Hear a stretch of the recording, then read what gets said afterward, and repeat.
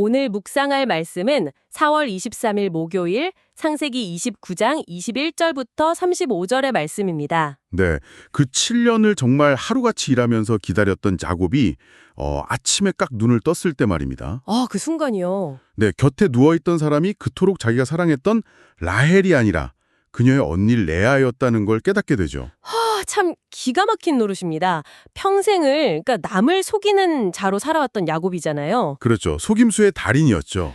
그런데 자기 인생에서 가장 결정적이고 뼈아픈 속임수를 바로 이 순간에 당하게 됩니다. 맞습니다.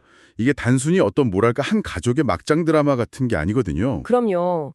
우리 삶과 또 그 안에서 일하시는 하나님의 섭리에 대해 아주 무거운 질문을 던지는 본문입니다. 오늘의 본문에 의하면 야곱은 지난 7년 동안 오직 라헬을 아내로 얻겠다는 그 일념 하나로 버텼습니다. 네, 외삼촌 라반의 집에서 무임금으로 노동을 감내한 거잖아요. 맞아요. 말씀이 증언하듯이 그가 라헬을 얼마나 깊이 사랑했는지 그 고된 7년의 세월을 며칠같이 여겼다고 기록되어 있죠. 며칠같이 여겼다. 참 대단한 사랑입니다. 그리고 마침내 약속한 7년의 기한이 찼을 때 야곱이 라반에게 가서 아주 당당하게 요구합니다. 내 아내를 내어달라고요. 이미 자기는 합법적인 권리를 다 획득했다. 이런 확신에 찬 태도였던 거죠. 그렇죠. 당당할 수밖에 없었을 겁니다. 그런데 사실 저는 이 대목을 읽을 때마다 항상 궁금했던 게 하나 있거든요. 어떤 부분입니까? 아니, 어떻게 사람이 바뀌었는데 그걸 모를 수가 있냐는 겁니다. 물리적으로 어떻게 모를 수 있냐? 네, 아무리 밤이라고 해도 말이죠. 목소리도 다르고 체취도 다르고 행동 거지 같은 것들이 분명히 언니와 동생이 다를 텐데요. 현대인의 시각에서는 충분히 의아할 수 있는 부분이죠. 상식적으로 이해가 잘 안 가잖아요. 그러니까요. 아침이 밝을 때까지 자기가 동침한 여인이 레아라는 사실을 전혀 눈치채지 못했다는 게 이게 현실적으로 가능한 일입니까? 이게 당시 고대 근동의 결혼 풍습을 좀 들여다보면 이해가 가는 구석이 있습니다. 풍습의 문제군요. 우선 라반이 동네 사람들을 다 모아서 무려 7일 동안 이어지는 혼인잔치를 베풀었다는 사실에 주목해야 합니다. 7일이나 잔치를 했군요. 네, 그 고된 7년 노동이 끝난 축제의 자리잖아요. 며칠 밤낮으로 이어지는 잔치에서 야곱이 아마도 포도주에 잔뜩 취해 있었을 가능성이 아주 높습니다. 이미 판단력이 크게 흐려진 상태였다. 맞습니다. 게다가 당시 신부는 아주 두꺼운 너울로 얼굴과 몸을 완전히 가린 채로 신방에 들어가거든요. 철저히 가렸네요. 그리고 당시 유목민들의 천막 구조를 보면 밤이 되면 빛이 전혀 들어오지 않는 완벽한 칠흑 같은 어둠이었습니다. 빛 한 점 없는 어둠 속에서 취해 있었으니 모를 수도 있었겠다. 그렇습니다. 철저하게 통제된 환경 속에서 벌어진 아주 치밀한 사기극이었던 거죠. 라반이 정말 용의주도하네요. 심지어 라반은 자기 여종 실바를 레아의 시녀로 함께 들여보냅니다. 원래 라헬의 시녀가 되어야 할 실바를요? 네. 그렇게 함으로써 신부의 신분에 대한 야곱의 아주 일말의 의심마저도 사전에 싹 차단해버리는 거죠. 와, 정말 무서운 사람입니다. 제가 예전에 누군가 이 상황을 비유한 걸 들은 적이 있는데요. 네, 어떤 비유죠? 이게 단순히 어두운 방에서 확인도 안 하고 잘못된 계약서에 사인한 그 정도 수준이 아니라는 겁니다. 그럼요. 그 이상이죠. 마치 내가 평생을 바쳐 일군 모든 자산을 가장 믿었던 동업자에게 맡겼는데 말입니다. 네. 그 동업자가 과거에 내가 다른 사람을 속일 때 썼던 바로 그 편법의 허점을 교묘하게 이용해서 내 모든 걸 앗아간 꼴이라는 거죠. 아주 정확한 비유네요. 그 배신감과 허탈함은 정말 이루 말할 수 없었을 겁니다. 특히 이 사건 이면에 흐르는 문학적인 대칭성을 보면 정말 소름이 돋거든요. 야곱이 과거에 어떻게 했는지를 보면 알 수 있죠. 네, 야곱이 과거에 자기 아버지 이삭을 어떻게 속였습니까? 대낮에 형 에서의 털옷을 입고 눈이 어두워진 아버지를 찾아갔잖아요. 맞습니다. 이삭이 의심을 했었죠. 목소리를 듣고 가까이 오라고 해서 만져보고 냄새까지 맡아봤지만 결국 속아 넘어갔습니다. 그런데 지금 야곱은 어떻습니까? 캄캄한 밤에 평소 알력이 부족하다고 묘사되었던 언니 레아가 들어왔는데 말입니다. 네, 라헬을 대신해서 들어왔죠? 야곱은 어떠한 의심이나 검증의 과정조차 거치지 않고 감쪽같이 속아버린 거잖아요. 완벽한 데칼코마니 아닙니까? 정말 무서운 데칼코마니입니다. 과거에 자기가 저질렀던 죄악의 패턴이 너무나 완벽하게 자신에게 되돌아온 것이죠. 아버지를 눈멀게 했던 자기의 기만이 이제는 거대한 덫이 되어서 스스로의 눈을 가려버렸습니다. 이것이 바로 야곱의 속임수에 대한 하나님의 철저한 징계이자 연단의 시작인 겁니다. 그리고 마침내 날이 밝아서 아침이 되었습니다. 본문의 뉘앙스를 그대로 살려보면 이렇잖아요. 아침이 되니 세상에 그녀는 레아였다. 네, 보라, 그녀는 레아였다. 정말 충격적인 아침입니다. 그 7년의 피땀 어린 수고가 한순간에 잿더미가 되어버린 그 아침에 야곱이 라반에게 달려가서 터트린 분노가 참 생생합니다. 절규를 했겠죠. 어찌하여 내게 이같이 행하셨나이까? 내가 라헬을 위하여 외삼촌을 섬기지 아니하였나이까? 이 절규를 가만히 묵상해보면 과거의 야곱이 축복을 가로챘을 때 그 형 에서가 질렀던 처절한 비명소리가 오버랩되지 않습니까? 아, 맞습니다. 에서의 비명이 들리는 것 같아요. 자기가 가해자였을 때는 결코 알지 못했던 배신과 상실의 고통을 이제 철저한 피해자의 자리로 추락하고 나서야 온몸으로 겪게 된 겁니다. 그런데 야곱의 이런 정당한 항의에 대해서 라반이 내놓는 대답을 보면 인간의 탐욕이 얼마나 무서운지 알 수 있습니다. 라반이 정말 뻔뻔하죠. 단 한마디 사과도 없습니다. 언니보다 아우를 먼저 주는 것은 우리 지방에서 하지 아니하는 바라. 이러면서 자기 악행을 그냥 지역 관습으로 정당화해버리잖아요. 네, 관습을 핑계로 대는 거죠. 저는 그 관습이라는 것도 참 의심스럽거든요. 어떤 점에서 그렇습니까? 만약 그게 그렇게 엄격하게 지켜져야 할 중요한 법이었다면 7년 전에 야곱이 처음 계약을 맺을 때 미리 말해줬어야 하는 거 아닙니까? 당연히 그랬어야죠. 7년 동안 입을 싹 닫고 있다가 결정적인 순간에 딱 꺼내든 걸 보면 애초부터 철저하게 계획된 속임수였다는 생각이 듭니다. 맞습니다. 그 부분을 명확하게 이해하려면 당시 고대 근동의 사회적 배경을 나타내는 자료를 좀 볼 필요가 있습니다. 아, 고고학적 배경이 있군요. 네, 고고학자들이 발굴한 누지 문서라는 고대 토판 문서들이 있거든요. 그 시대 사람들의 일상과 법적 계약을 기록한 겁니다. 그 문서에 뭐라고 나와 있습니까? 이 문서들을 보면 당시 일반적인 신부의 몸값이 은 30에서 40세겔 정도였다는 걸 알 수 있습니다. 은 30에서 40세겔이요? 그게 어느 정도의 가치인가요? 당시 목동이 1년 내내 일해서 받는 품삯이 한 10세겔 정도였습니다. 잠깐만요. 1년에 10세겔이면 30에서 40세겔은 대략 3년에서 4년치 연봉이라는 거잖아요. 정확합니다. 그렇다면 야곱이 라헬을 얻기 위해서 7년을 무임금으로 일하겠다고 한 건 당시 시세로 쳐도 거의 2배에 달하는 엄청난 초과 비용을 지불한 셈이네요. 그렇죠. 야곱은 빈손으로 도망쳐온 무일푼 신세였잖아요. 라반하고 대등한 협상을 할 처지가 못 되었던 겁니다. 아, 자기가 치를 수 있는 최대치의 헌신, 즉 자기 몸을 담보로 잡힌 거군요. 맞습니다.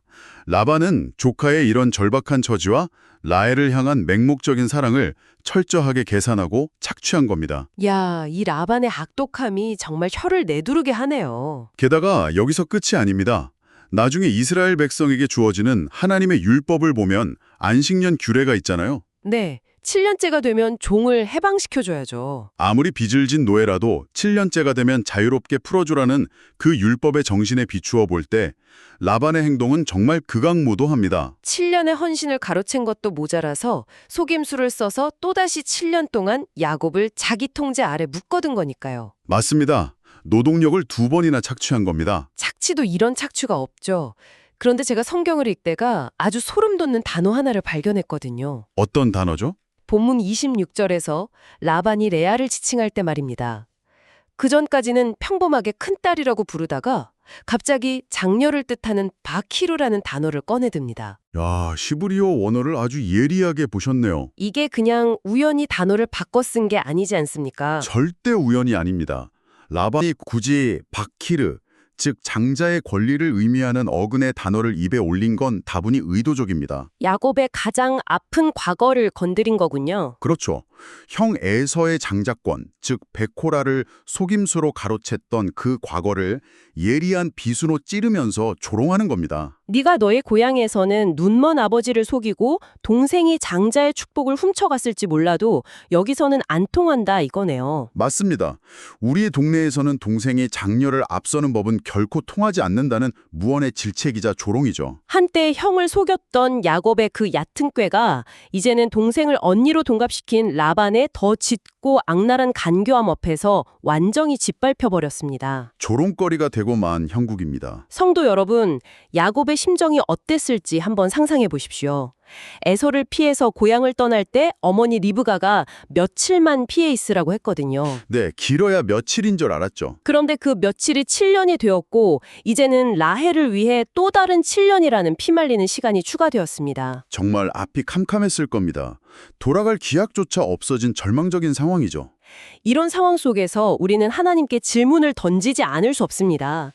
베델에서 야곱을 지키시겠다고 그토록 아름답게 약속해 놓으시고는 대체 왜 이렇게 무너지게 내버려 두신 걸까요? 인간의 눈으로 보면 14년이라는 시간을 헛되게 낭비한 것이고 명백한 인생의 재앙처럼 보입니다. 그렇죠. 하나님이 안 도와주시는 것 같잖아요. 하지만 이 지점에서 우리는 사건의 표면적인 전개를 넘어서 그 이면에서 일하시는 하나님의 깊은 섭리의 방식을 보아야 합니다. 하나님의 섭리요. 지독한 거울인 라반을 도구로 사용하셨다는 말씀이군요. 맞습니다.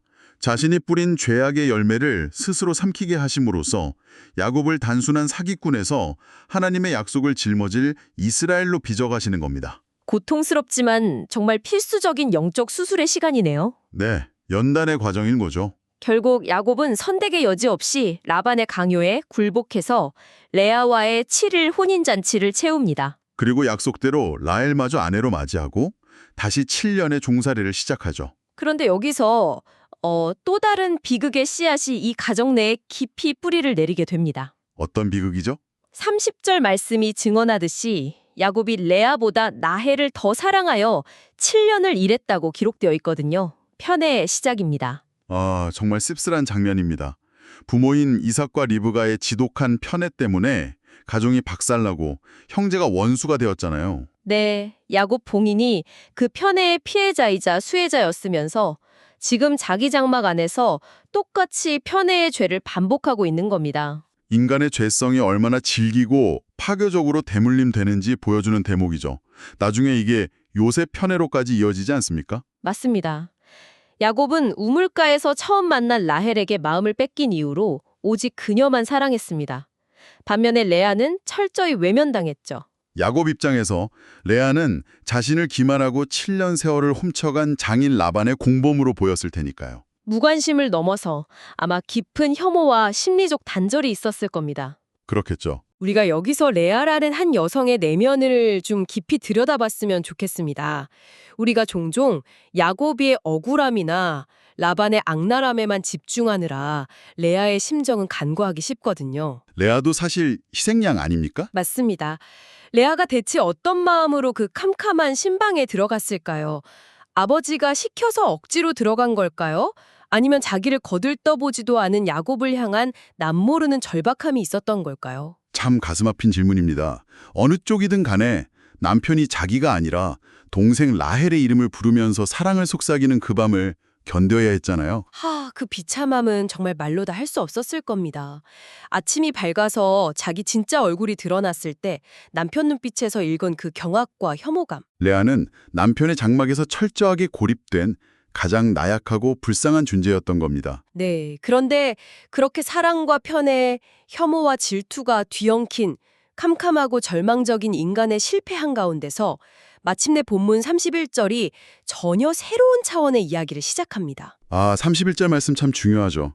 여호와께서 레아가 사랑받지 못함을 보시고 그의 태를 여셨으나 라헬은 자녀가 없었더라. 여기서 사랑받지 못하다라는 히브리 원어가 단순히 애정이 좀 부족하다 이런 뜻이 아니잖아요. 아주 직설절입니다. 미움받다, 증오의 대상이 되다 라는 강렬한 단어입니다. 철저히 남편에게 미움받고 세상 기준에서 버려진 이 불쌍한 여인을 생명의 주관자이신 하나님께서 직접 주목하시고 긍휼히 여기셨다는 거네요. 맞습니다.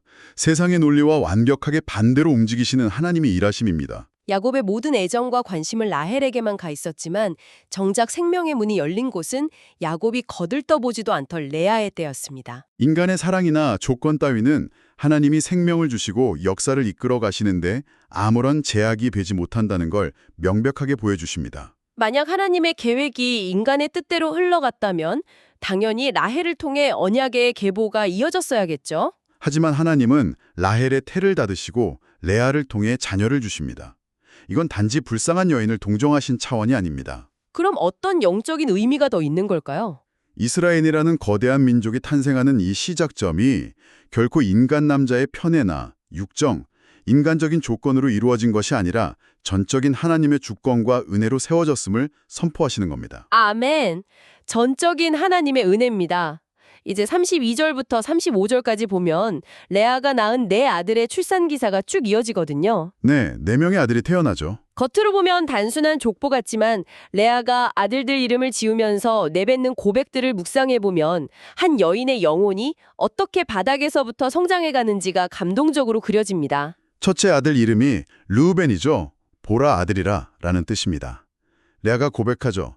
여호와께서 나의 괴로움을 돌보셨으니 이제는 내 남편이 나를 사랑하리로다. 네, 하나님의 은혜를 언급하기는 하는데 가만히 보면 그녀의 시선은 여전히 온통 남편인 야곱의 인정과 사랑에 묻혀 있어요. 아들을 낳아주었으니 남편이 나를 쳐다봐 주겠지 하는 애절한 기대감이죠. 이어서 둘째 아들 시므온을 낳습니다. 들으셨다라는 뜻인데요. 여호와께서 내가 사람받지 못함을 들으셨으므로 이렇게 말합니다. 첫째를 낳고도 남편 태도가 변하지 않으니까 얼마나 눈물로 기도했겠습니까? 셋째 아들은 레위입니다. 연합이라는 뜻이죠. 내가 그에게 새 아들을 낳았으니 내 남편이 지금부터 나와 연합하리로다. 아들을 셋이나 낳았는데도 부부 사이에는 여전히 좁혀지지 않는 냉랭한 거리가 있었던 겁니다.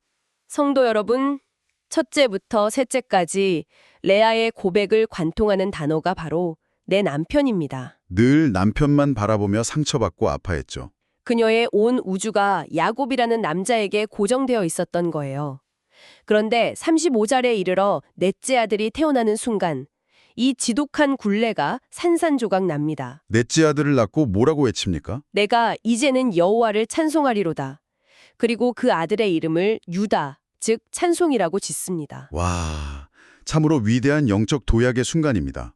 처음으로 그녀의 입에서 남편이란 단어가 사라졌습니다. 자신을 억누르던 남편의 차가운 시선, 라헬을 향한 열등감, 이 모든 헛된 집착을 내려놓은 거군요. 비로소 시선을 돌려서 오직 하나님 한 분만을 절대적인 찬양의 대상으로 바라보게 된 겁니다. 사람에게 버림받아 찢겨진 영혼이 마침내 하나님 안에서 진정한 안식과 정체성을 발견했습니다. 이후로 레아의 출산이 멈추었다고 기록되지만 그녀의 영혼은 이미 결핍이 아니라 찬양으로 충만해져 있었을 겁니다. 인간적인 시각으로 보면 지독하게 꼬여버린 막장 가족사입니다. 라반의 속임수, 야곱의 편애, 자매의 질투. 이 진흙탕 속에서 우리는 하나님의 역사가 어떻게 펼쳐지는지 보게 됩니다. 바로 그겁니다. 하나님은 인간의 완전함을 재료로 일하시지 않습니다. 우리의 탐욕과 기만조차도 합력해서 하나님의 언약을 오차없이 이루어내시죠. 잘나고 사랑받던 라헬이 아니라 소외되고 눈물 흘리던 레아가 낳은 넷째 아들 유다의 지파를 통해 구원자 예수 그리스도께서 오셨습니다. 가장 낮고 연약한 자를 들어쓰시는 하나님의 위대한 주권입니다. 때로는 우리 삶에도 라반에게 속아 절망적인 아침이 찾아오고 레아처럼 사랑받지 못해 외면당하는 깊은 밤을 지날 때가 있습니다. 하지만 하나님은 그 어둠 속에서도 우리 입술을 유다의 고백, 찬양으로 바꾸어내실 분이십니다. 자비로우신 하나님 아버지, 오늘 속고 속이는 야곱과 라반의 모습 속에서 그리고 남편의 사랑을 구걸하며 몸부림치던 레아의 모습 속에서 감출 수 없는 우리의 부끄러운 실상을 봅니다. 우리 안에도 야곱처럼 내 알량한 힘과 거짓으로 무언가를 쟁취하려는 헛된 탐욕이 있고 사람의 인정과 사랑에 목말라 하는 레아의 깊은 결핍이 자리 잡고 있음을 고백합니다. 하나님, 때로는 우리가 철저히 속임을 당하고 억울한 일을 겪으며 이해할 수 없는 인생의 밤을 지날 때도 그것이 우리를 깨트려 이스라엘로 빚어가시는 하나님의 거룩한 손길임을 깨닫게 하옵소서. 비록 세상에서 철저히 소외되고 가장 가까운 이들에게조차 사랑받지 못해 찢어지는 고통을 겪는 순간에도 우리의 괴로움을 주목하시고 신음소리를 들으시는 하나님의 주권을 온전히 신뢰하게 하옵소서. 마침내 헛된 기대를 내려놓고 오직 하나님만을 찬양했던 레아처럼 우리의 영혼도 결핍을 넘어 참된 위로자이신 하나님만을 온전히 높이게 하옵소서. 인간의 모든 허물과 죄악, 어리석음 속에서도 당신의 완벽한 구속의 언약을 끝내 아름답게 성취해내시는 전능하신 하나님을 찬양합니다. 예수님의 이름으로 기도합니다. 아멘.